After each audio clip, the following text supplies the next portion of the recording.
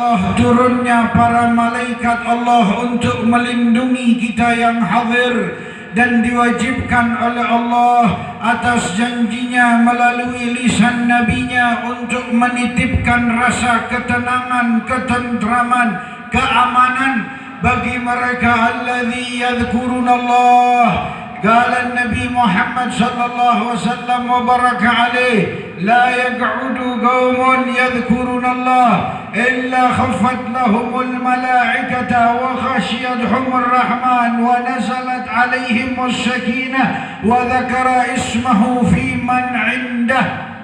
Nabi Muhammad sallallahu alaihi wasallam wa baraka alaihi, beliau berpesan, tidak berkumpul dan duduk umatku, kata Nabi Muhammad, mengingat Allah subhanahu wa ta'ala. Yadhkurunallah, mengingat Allah subhanahu wa ta'ala melalui zikirnya, melalui salawatnya, melalui segala macam bentuk perbuatan kebaikan. Maka Imam Suyuti mengatakan, huwa kullu fi'lul khairat, semua perbuatan kebaikan maka itu dinamakan zikrullah, dinamakan mengingat Allah subhanahu wa ta'ala. Entah mereka yang bersedekah, mereka yang membantu di jalan Allah, mereka yang berkumpul bermusyawarah untuk maslahat Islam, mereka yang terlebih duduk memuliakan seorang kekasih Allah yang dipuja dan dipuji oleh Allah subhanahu wa ta'ala, yaitu Nabi Muhammad. Apa janji Allah pada hari Allah atas segala sesuatu yang kita korbankan pada pagi hari ini? Khaffat lahumul malaikah, maka malaikat tentara Allah diutus untuk menjaga kita, untuk mengamani kita. Kira-kira kalau sudah malaikat yang diutus oleh Allah, jangankan corona, virus 5 kali lipat dari corona yang menakutkan tidak akan hadir bersama kita. Hadirin yang dirahmati oleh Allah, siapa yang berkata Nabi Muhammad sallallahu alaihi wasallam wa baraka alaih, instruksi siapa Nabi Muhammad sallallahu alaihi wasallam wa baraka alaih, yang mengatakan la yaq'udu qaumun yadhkurunallah illa khaffat lahumul malaikah, dikumpulkan malaikat Allah untuk bergabung bersama kita, hadir bersama kita, menjaga kita. Wa khasyiathumur rahman, belum sampai di situ, Allah berjanji akan menurunkan rahmatnya, maka tidak akan menjadi satu antara azab dan rahmat Allah. Kalau virus merupakan azab, maka ini merupakan rahmat dari Allah subhanahu wa ta'ala, yang tidak akan menjadi satu bainal azab wa rahmatnya Allah subhanahu wa ta'ala. Terlebih lagi Allah janjikan wa nazalat alaihimus sakinah, dan Allah turunkan kepada yang duduk mengingat Allah. Apa yang Allah janjikan? Allah akan memberikan rasa ketentraman, rasa keamanan, rasa kedamaian, rasa ketenangan. Siapa yang memberikan? Al-Malikul Muluk, Allah raja dari segala raja, Allah alladzi yu'adzibu man yasha, yang mengadab siapapun yang diinginkan, wa yaghfir liman yasha, yang mengampuni siapapun yang ingin diampuni oleh Allah. Allah yang menginginkan derajat seorang hambanya dinaikkan oleh Allah, dan Allah yang menurunkan derajat manusia, dan dialah Allah yang maha memberikan manfaat, dan dialah Allah satu-satunya zat yang dapat menolak mudarat daripada setiap bala dan musibah yang diberikan oleh Allah subhanahu wa ta'ala.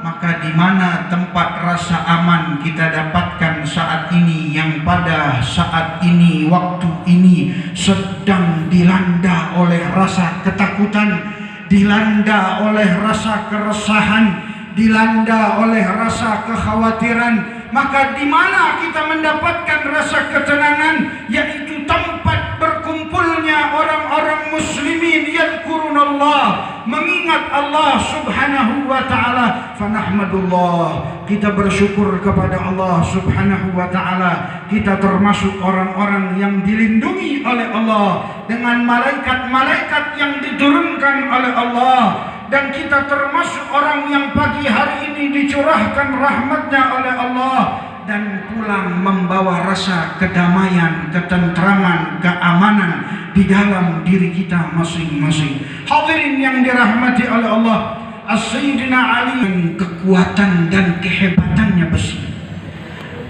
Besi itu kuat dan hebat, ya. Maka sombonglah besi dengan kekuatan yang diciptakan oleh Allah subhanahu wa ta'ala.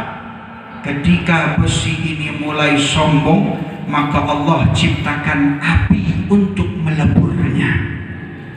Hilanglah kekuatan daripada besi dengan kekuatan api yang dapat melelehkannya dengan kekuatan api yang diciptakan oleh Allah. Maka ketika api dengan kesombongannya dapat meluluhkan besi, maka Allah ciptakan air untuk memadamkannya. Maka api sudah tidak lagi hebat ketika harus menghadapi air, maka padamlah api. Ketika air merasa hebat, dia dapat memadamkan api yang begitu hebatnya, maka Allah menciptakan awan untuk mengangkatnya dan memindahkannya. Maka air sudah tidak lagi hebat ketika awan berkumpul dan mengangkat dan memindahkannya. Ketika awan merasa hebat, maka Allah ciptakan bukit dan gunung untuk menghadangnya. Maka siapapun mereka yang di balik bukit dan gunung, maka aman dengan angin yang diciptakan oleh Allah subhanahu wa ta'ala. Ketika gunung merasa hebat dengan kekuatannya, kata Sayyidina Ali bin Abi Thalib, maka Allah ciptakan manusia. Gunung yang hebat, bukit yang besar. Ketika manusia masuk dan mulai beradaptasi di dalamnya, hancurlah gunung dan bukit menjadi perumahan. Diambil pasirnya, diambil segala sesuatu manfaat di dalamnya, maka hancurlah bukit dan gunung dengan tangan-tangan manusia. Ketika manusia merasa hebat, maka Allah ciptakan untuknya sifat atau rasa ngantuk kepada mereka. Lihat bagaimana Sayyidina Ali bin Abi Thalib karamallahu wajhah, orang sehebat apapun, sekuat apapun, sealim apapun, sebodoh apapun, sesoleh dan semaksiat apapun, kalau sudah datang rasa ngantuk, maka manusia lemah. Manusia akan menjadi lemah. Kekuatan manusia yang dapat menghancurkan bukit dan gunung, hanya dengan rasa ngantuk Allah hancurkan kekuatan tersebut, berubah menjadi kelemahan. Maka rasa ngantuk, kata Sayyidina Ali bin Abi Thalib, akan hilang dari manusia apabila keresahan, kegelisahan, kegalauan datang kepada dirinya. Ngantuk, kalau lagi mikirin sesuatu, resah, kira-kira bisa tidur gak? Nggak tidur.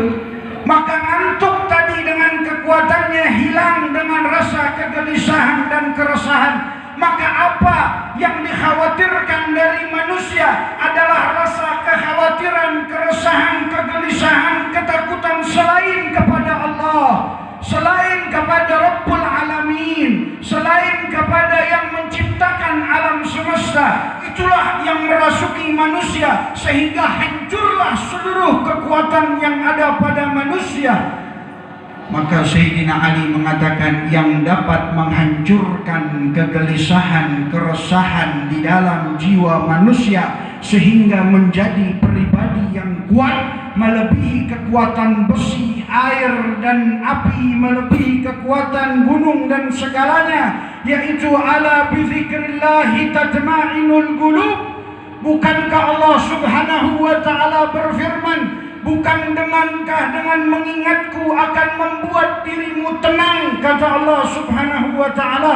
Bukankah dengan menyebut namaku Allah maka akan hilanglah seluruh kerisauan, ketakutan dan kegalauan di dalam kehidupan. Maka siapa yang paling kuat di bumi Allah? Siapa yang paling hebat di bumi Allah? Manusia yang selalu berzikir dan mengingat Allah Subhanahu wa ta'ala. Kekuatan yang paling hebat ada di dalam zikrullah.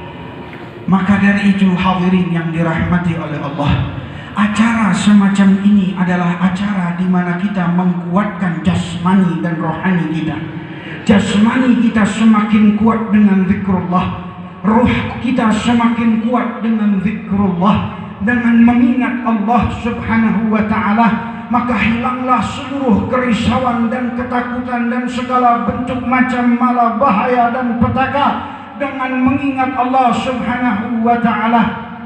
Sedikit kita menyinggung tentang apa yang terjadi saat ini hadirin, yang semua tempat-tempat rumah ibadah mungkin di sini insya Allah tidak akan terjadi, tapi di kota kami Jakarta, ibu kota daripada Indonesia, sudah menjadi tempat yang menjadi efek daripada musibah dan balak dan wabah tentang corona. Maka tutuplah seluruh masjid-masjid, tutuplah tempat-tempat berkumpul mukmin untuk mengingat Allah Subhanahu wa ta'ala. Maka sungguh kita berharap kepada Allah Subhanahu wa ta'ala agar Allah mengangkat dengan cepat bahaya dan malapetaka ini dan wabah ini, agar kembali manusia disadarkan bahwa tidak ada yang perlu ditakuti di dalam kehidupan terkecuali Allah Subhanahu wa ta'ala.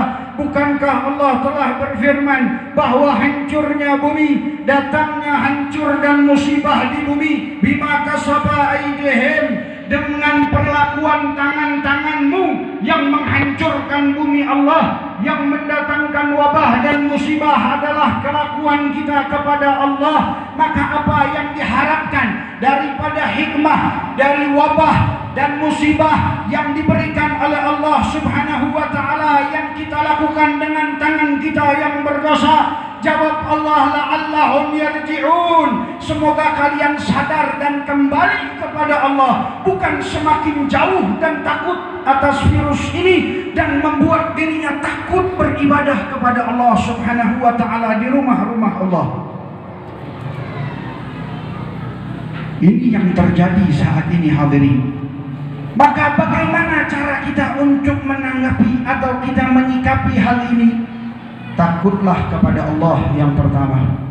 Yang kedua, kita ini orang mukmin, orang muslim, diajarkan oleh Rasulullah sallallahu wasallam mubaraka alaih bagaimana menjaga diri kita dengan kebersihan yang orang kafir pun bisa melakukannya. Contohnya, pemerintah mengajarkan kita untuk seringlah mencuci tangan, ya, bersih di dalam kehidupan. Apalagi himbauan-himbauan, lakukan, karena ini bentuk salah satu ikhtiar usaha kita untuk terhindar daripada hal ini. Namun ada senjata yang mereka orang yang tidak beriman tidak dapat melakukannya. Kalau senjata ini, kalau cara ini, maka kita pun bisa melakukan dan kafir pun bisa melakukan. Tapi ada cara, senjata yang diberikan oleh Allah yang kafir tidak bisa melakukan. Sedekah, baca Al-Quran, zikir kepada Allah, hidupkan rumah-rumah Allah Subhanahu wa ta'ala, salatlah berjamaah, karena Nabi Muhammad sallallahu alaihi wasallam mubarakatuh bersabda, man shalla subhi fil jamaah fakana fi zimmatillahi hatta tunsi wa man hatta tunsi ومن كان صلاة فمن كان صلاة الصبح في الجماعة فكأنه في ذمة الله حتى تصبح. Mereka orang-orang yang salat subuhnya berjamaah, kata Rasulullah, maka dia berada di bawah tanggung jawab dan perlindungan Allah sampai masuk di sore harinya dan di malam harinya. Dan barang siapa yang mengerjakan sholat isya berjamaah, maka dia berada di bawah perlindungan Allah sampai pagi harinya. Kira-kira kalau sudah di bawah perlindungan Allah, siapa yang bisa merobohkan perlindungan dan benteng Allah subhanahu wa ta'ala? Jangan semakin kita menjauh dari Allah subhanahu wa ta'ala. Maka acara Isra dan Mi'raj ini hadirin sebagai bentuk acara untuk kita mengingat dan kembali kepada Allah subhanahu wa ta'ala. Mengingat daripada tema yang hari ini kita diperkumpulkan oleh guru kita, yaitu Tuan Guru Haji Habibur Rahman, untuk membahas tentang bagaimana Isra dan Mi'rajnya Nabi Muhammad sallallahu alaihi wasallam.